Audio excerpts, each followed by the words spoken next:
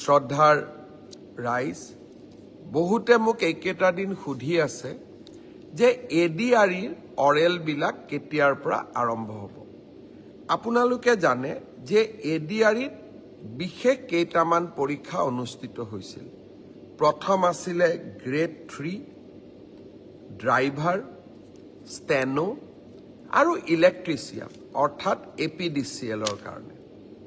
আজি আমি সিদ্ধান্ত লৈছো যে গ্ৰেড 3ৰ কাৰণে কম্পিউটাৰ টেষ্ট, ড্ৰাইভাৰৰ কাৰণে ড্ৰাইভিং টেষ্ট, ষ্টেনোৰ কাৰণে ষ্টেনোৰ ব্যৱহাৰিক টেষ্ট আৰু ইলেক্ট্ৰিচিয়ানৰ কাৰণে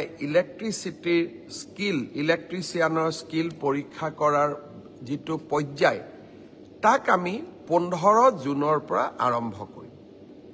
আৰু এই সমগ্ৰ ব্যৱস্থা আমি এটা মাহৰ ভিতৰতে সম্পূৰ্ণ কৰিম। ঠিক তেনেকৈ চতুৰ্থ বৰ্গৰ পৰীক্ষাত পাছ কৰা